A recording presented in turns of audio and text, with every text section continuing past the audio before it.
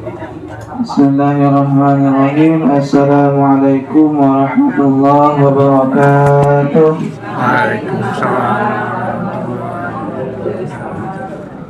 Alhamdulillah wassalatu wassalamu ala Rasulillah wa ala alihi wa sahbihi wa man walah.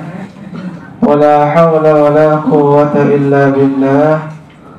Qala rabbi shrah li sadri wa yassir li amri wahlul 'uqdatam min lisani yafqahu qawli. Ma ba'd. Bapak, ibu-ibu rahimakumullah. Alhamdulillah kita berjumpa kembali dalam majlis ini. Sedikit belajar memahami tuntunan daripada agama kita, yaitu dinul Islam.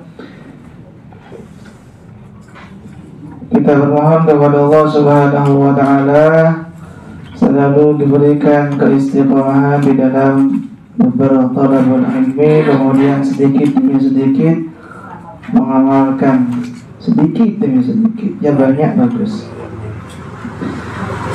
Bapak Ibu rahimakumullah, pada kesempatan kali ini kita akan membahas hadis yang kami kutip dalam kitab Al-Adabul Mufrad yang diberikan oleh Sakidah, tentunya kitabnya. Hadis dari kitab Al-Adabul Mufrad, tulisannya bukan tulisannya, disusun oleh Al-Imam Al-Bukhari. Kami beri judul Keteladanan Abu Bakar As-Siddiq dan Amalan Para Penduduk Surga. Jadi Bapak Ibu rahimakumullah, hadisnya cukup panjang dan kami tidak kutip teks Arabnya, tidak muat ternyata. Jadi kita akan sedikit membahas tentang beberapa keteladanan, keutamaan dari Abu Bakar As-Siddiq, termasuk amalan-amalan yang bisa mengantarkan kita ke dalam surganya Allah Subhanahu wa ta'ala, sesuai dengan sabda Nabi sallallahu alaihi wasallam. Suatu ketika, Bapak Ibu rahimakumullah, Rasulullah sallallahu alaihi wasallam bertanya kepada para sahabatnya ketika Nabi kumpul dengan para sahabat. Ya seperti ini mungkin ya kumpulnya, halakoh gitu, berkumpul dengan para sahabat. Nabi kemudian bertanya, Man asbaha minkum al-yawma sha'iman. Siapa di antara kalian yang hari ini berpuasa? Qala Abu Bakr radhiyallahu anhu, ana, katanya. Abu Bakar berkata, saya ya Rasulullah. Nabi bertanya lagi, faman tabi'a minkumul yawma janazatan. Barang siapa di antara kalian yang hari ini mengiringi jenazah? Abu Bakar berkata lagi, saya ya Rasulullah. Jadi sahabat yang lain gak ada yang menjawab. Ternyata yang menjawab adalah Abu Bakar. Nabi bertanya lagi, faman at'ama minkumul yawma miskinan. Siapa di antara kalian yang hari ini memberi makan seorang fakir miskin? Abu Bakar berkata lagi, menjawab, ana, saya ya Rasulullah. Ketika gak ada orang yang mungkin menjawab, ternyata yang menjawab adalah Abu Bakar. Bertanya lagi ya Rasulullah sallallahu alaihi wasallam, faman a'da minkumul yawma maridan. Siapa di antara kalian yang hari ini mengunjungi orang sakit? Qala Abu Bakr radhiyallahu anhu, ana. Abu Bakar berkata, saya ya Rasulullah. Dari Abu Bakar lagi berpuasa, mengiringi jenazah, memberi makan fakir miskin, dan mengunjungi orang sakit. Rasulullah kemudian bersabda, majtama'na fi bil illa dakhala jannah. Barang siapa yang terkumpul ciri-ciri seperti ini, maka dia pasti masuk surga. Tidaklah orang yang memiliki 4 amal soleh seperti ini kecuali dia pasti akan masuk surga, kata Rasulullah Shallallahu Alaihi Wasallam. Jadi ya Bapak Ibu rahimakumullah, hadisnya cukup panjang tapi sangat-sangat jelas sekali kira-kira ya. Jelas sebetulnya hadisnya. Yang pertama tentunya makna hadis ini bisa kita sampaikan berkaitan dengan salah satu keutamaan daripada Abu Bakar As-Siddiq. Ternyata Abu Bakar itu adalah orang yang sregep, kata orang Jawa. Apa sregep itu? Sregep dan gercep. Apa gercep? Gerak cepat gitu. Jadi Abu Bakar adalah salah seorang sahabat Nabi yang sregep dan gercep di dalam melakukan amal-amal soleh. Di antara amal soleh yang biasa beliau lakukan, ya berpuasa, mengiringi jenazah, kemudian memberi makan fakir miskin, kemudian yang berikutnya adalah mengunjungi orang sakit. Maka wajar kemudian Abu Bakar itu adalah orang yang dijamin surganya oleh Rasulullah Sallallahu Alaihi Wasallam. Kalau kita bahas Bapak Ibu ya, sabda Nabi itu banyak memang yang menjelaskan tentang keutamaan Abu Bakar, banyak sekali. Di antaranya ini gitu. Sebenarnya Abu Bakar adalah salah satu-satunya orang dalam hadis ini yang mengerjakan keempat-empatnya amal soleh yang ditanyakan oleh Rasulullah Sallallahu Alaihi Wasallam. Abu Bakar adalah orang yang paling mulia setelah Rasulullah Sallallahu Alaihi Wasallam. Bahkan yang sering kami sampaikan, Nabi itu pernah bersabda gitu, "Lau wuzina imanu Abi Bakrin wa imanil alam la rajaha." Seandainya imannya Abu Bakar ditimbang dengan imannya seluruh manusia yang ada, niscaya imannya Abu Bakar lebih berat, kata Nabi. Lebih berat mengalahkan iman seluruh manusia.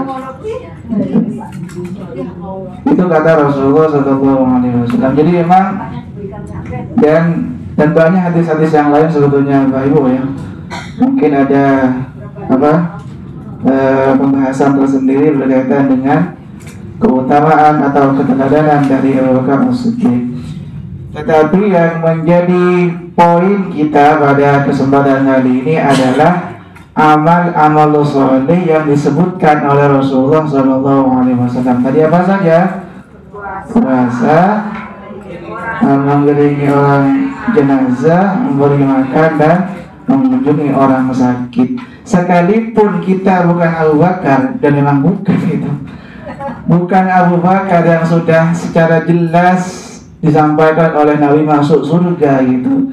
Tetapi ada orang-orang yang mungkin sekalipun dia Abu Bakar, bukan Abu Bakar, tapi kalau memiliki ciri-ciri yang sama seperti Abu Bakar ini, insya Allah masuk kategori orang yang dijamin surganya oleh Rasulullah Sallallahu Alaihi Wasallam. Bukan Abu Bakar, memang jelas itu kita bukan Abu Bakar. Tetapi amal-amal soleh yang dilakukan oleh Abu Bakar ini bisa juga kita lakukan, dan insya Allah juga sama-sama mendapatkan jaminan gitu dari Rasulullah Sallallahu Alaihi Wasallam, dijamin surganya oleh Rasulullah Sallallahu Alaihi Wasallam. Kan kata Nabi di akhir itu kan ya, tidaklah ciri-ciri itu terkumpul pada diri seseorang melainkan dia pasti masuk surga. Terkumpul keempat-empat amal soleh ini dalam diri siapapun seorang muslim, dia dijamin surganya melalui lisan Rasulullah Sallallahu Alaihi Wasallam. Yang pertama, Bapak Ibu sekalian, sebetulnya yang pertama ini sudah sering dilakukan oleh ibu-ibu. Mungkin bukan saya tapi yang ditanya. Bisa semoga juga gitu. Yang pertama adalah berpuasa. Nabi kan bertanya tadi, siapa yang hari ini berpuasa? Ya tentunya puasa sunnah dalam hadis ini gitu ya. Ya puasa wajib juga tentunya disempurnakan, ditambah lagi dengan puasa-puasa sunnah. Dalam artian orang-orang yang rajin berpuasa, puasa Ramadannya kemudian ditambah disempurnakan dengan puasa-puasa sunnahnya, ternyata juga mendapatkan jaminan melalui sabda Nabi, mereka akan masuk surga. Siapa yang rajin puasa sunnah di sini? Ibu-ibu insyaallah. Surganya dijamin oleh Nabi itu.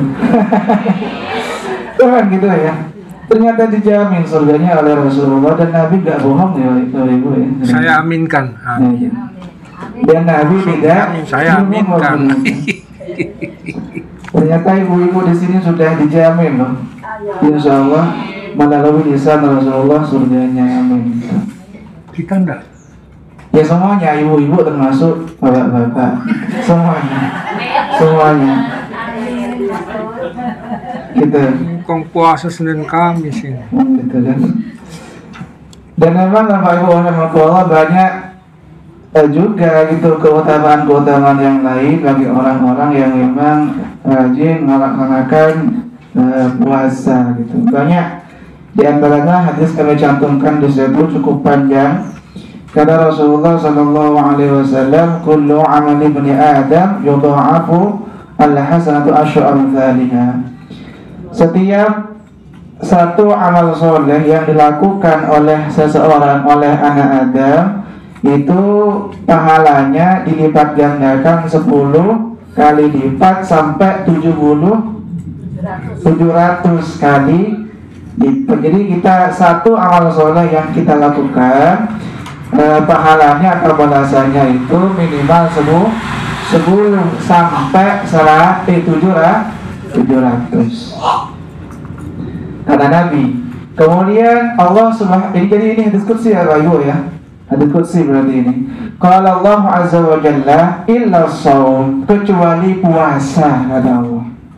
Jadi amalan yang kita lakukan tuh ya haji, ya sholat, ya baca Quran, berinfak, bantu orang, ngutangin orang gitu.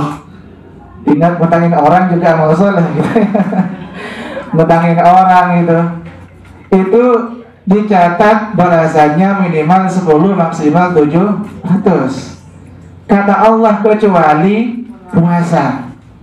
Fa innahu li, karena puasa itu adalah untukku, wa ana ajzi bi, dan aku sendiri yang akan memberikan balasan dari puasa yang dilakukan oleh hambaku. Kata Allah Subhanahu wa taala. Kenapa? Karena orang yang berpuasa, mereka menahan syahwatnya, menahan rasa lapar karena aku, kata Allah. Betul atau tidak kira-kira ya? Jadi berpuasa mengharapkan dari Allah Subhanahu wa taala. Kemudian Nabi melanjutkan lis-shaimi farhatan. Bagi orang yang berpuasa itu setidaknya mereka memiliki 2 kebahagiaan, 2 kegembiraan. Apa? Yang pertama, farhatun 'inda fitri. Kebahagiaan pertama adalah ketika berbuka, ketika kan azan senang gitu. Betul atau tidak kira-kira ini? Azan 5:30, udah jam 5, sibuk gitu. Ntar lagi buka puasa, senang. Jangankan makanannya enak, makanannya biasa aja senang gitu. Soalnya puasa. Udah kelaparan soalnya. Kelaparan. Gitu, dia sama Bapak Ibu ya. Kan pernah saya cerita ya, mungkin di Al-Aqsa kemarin pas itu. Jadi orang tuh, kalau orang tuh nanti di akhirat kan gini ya Bapak Ibu.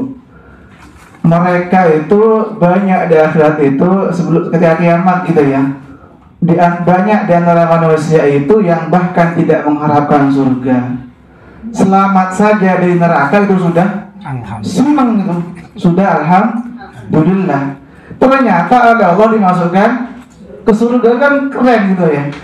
Selamat dari neraka saja itu sudah senangnya luar negeri gitu. Ternyata oleh Allah malah apa?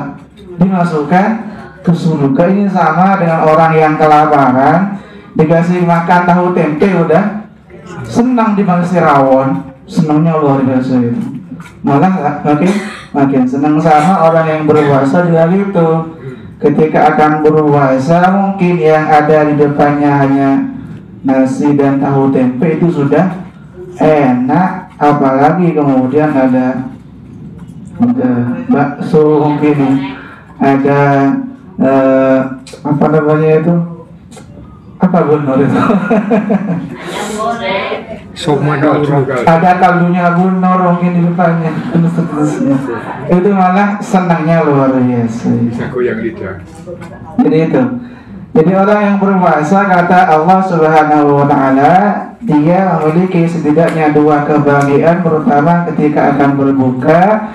Ini yang kedua yang keren ini. Wa farhatun 'inda liqa'i rabbi, dan kegembiraan ketika dia akan berjumpa dengan Allah Subhanahu wa ta'ala. Jadi senang disambut oleh Allah Subhanahu wa ta'ala dan dia berbahagia. Nabi melanjutkan, wa la khulufu fihi adyabu 'indallah min rihil misk, dan bau mulut orang yang berpuasa itu lebih wangi dalam pandangan Allah, tentunya lebih wangi daripada minyak kasturi, minyak itu parfum, itu minyak kasturi.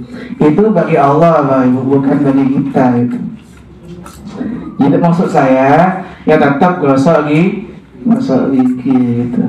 Bilang kalau pagi-pagi puasa nggak gosok gigi, orang di sampingnya protes, udah gosok gigi bau tahu. Kan lebih wangi daripada kasturi, nggak gitu juga gitu. Jadi menurut Allah Subhanahu wa taala, bau mulut kita, yaitu orang-orang yang berpuasa itu wangi, tapi tidak bagi lawan bicara kita gitu. Tetap kita berkumur, termasuk sikat gigi. Jadi itu Bapak Ibu rahimakumullah, ternyata ada selain orang-orang yang berpuasa itu dijamin insyaallah surganya oleh Rasulullah Sallallahu Alaihi Wasallam melalui sabda Rasulullah Sallallahu Alaihi Wasallam. Ternyata banyak keutamaan yang lain bagi orang-orang yang berpuasa. Pahalanya dilipat gandakan oleh Allah Subhanahu Wa Taala, dan Allah sendiri yang memberikan balasannya, dan nanti di akhirat disambut oleh Allah Subhanahu Wa Taala. Keren gitu. Kita kalau disambut presiden di istana wis ngeri itu, dan karu-karuan itu, diupload di media sosial gitu, berhari-hari cerita gitu. Saya disambut gitu ya. Ternyata ini disambut oleh Allah Subhanahu wa Ta'ala di surga. Kan keren. Ada hadis yang lain ini juga, ini berkaitan dengan puasa gitu. Jadi kata Rasulullah juga, puasa itu akan menjadi syafaat penolong bagi orang yang berpuasa gitu, bagi orang-orang yang menjalankan puasa. Artinya puasa yang kita jalankan, yang kita lakukan itu menjadi perantara wasilah syafaat kita mendapatkan pertolongan Allah kelak di hari kiamat, sesuai dengan sabda Nabi Sallallahu Alaihi Wasallam. Kata Rasulullah, as-siyam wal Quran yashfa'an bil 'abdi yaumal qiyamah. Puasa dan Al-Quran nanti akan menjadi syafaat kelak di hari kiamat. Kemudian puasa berkata kepada Allah, ya Allah, orang ini nih, maksudnya Pak Iqbal ini ya Allah gitu, atau siapalah gitu, orang ini ya Allah, dulu dia berpuasa, menahan lapar, makan, menahan syahwatnya di siang hari, maka jadikanlah aku perantara menjadi syafaat kepada orang ini. Itu puasa bilang begitu. Rasulullah melanjutkan, wa yaqulul Quran, Quran juga berkata, ya Allah gitu, orang ini, dahai Allah, ketika dia di dunia menyibukkan diri membaca Al-Quran, menyibukkan diri mempelajari aku, dan sedikit demi sedikit berusaha untuk mengamalkan kandungan isi Al-Quran yang ada dalam diriku ini, maka jadikanlah aku syafaat untuknya. Kata siapa? Kata Al-Quran dan kata puasa itu. Qala falyusyafa'an. Maka Allah kemudian berfirman, silakan berikanlah syafaat kepada siapa yang kamu kehendaki. Itu. Saya. Itu. Kira-kira antara puasa dan Quran dua-duanya Sama. dilakukan ya Bapak Ibu ya, Masya Allah ya. Keren ternyata ini. Jadi puasa ternyata kata Rasulullah SAW menjadi syafaat, termasuk juga Al-Quran. Dibayangkan kelak di akhirat orang-orang sibuk dengan urusannya masing-masing. Suami lari dari Kenyataan. istrinya, istri lari dari anaknya, istri lari dari suaminya, anak lari dari orang tuanya, orang tua lari dari anaknya, saudara lari dari saudaranya, sibuk dengan urusan masing-masing. Likulli imri'in minhum yawma idzin sya'nun yughni. Kelak di hari kiamat kata Allah, semua orang sibuk dengan urusannya masing-masing. Ternyata alhamdulillah, insyaallah itu tidak terjadi kepada ahli Quran, tidak terjadi kepada ahli puasa. Ternyata ditolong oleh Qurannya, ditolong oleh amal ibadah puasa yang biasa dia lakukan ketika di dunia. Alhamdulillah. Keren ternyata ini puasa gitu. Senin Kamisnya mungkin atau apalah kira-kira, atau Daudnya atau Maulidnya atau apa lagi kira-kira.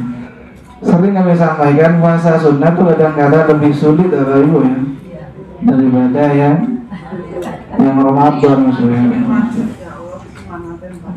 Kalau sunnah aja, mokel aja lah. Siang-siang kepanasan, mokel gitu. Kenapa? Sunnah gitu kan, gak wajib gitu. Ada aja gitu. Kalau wajib, ini wajib, jangan. Ini wajib gitu. Ada tamu gitu. Ikut makan. Mokelnya karena ada tamu, alhamdulillah bagus ya. Quran juga begitu ya Ibu. Ini dibaca. Ya tentunya dibaca dengan sebisa mungkin dengan standar tajwid misalnya, walaupun nggak bagus-bagus banget gitu, setidaknya belajar gitu. Kemudian sedikit banyak ya memahami kandungan isinya dan seterusnya, sedikit demi sedikit juga mengamalkannya, karena akan menjadi syafaat. Maka dalam hadis yang lain Rasulullah SAW bersabda, "Iqra'ul Qur'an fa innahu ya'ti yawmal qiyamati syafi'an li ashabi." Bacalah Al-Quran karena Quran akan menjadi syafaat kelak di hari kiamat. Tentunya lagi-lagi atas izin dari Allah Subhanahu wa Ta'ala. Dan kita sering baca Bapak Ibu ya, "Madzalladzi yashfa'u 'indahu illa bi'ilmihi." Tidak ada yang bisa memberikan syafaat kecuali atas izin Allah. Dan Quran salah satu yang memang diberikan izin oleh Allah Subhanahu wa Ta'ala, termasuk tentunya juga Rasulullah Muhammad Sallallahu Alaihi Wasallam.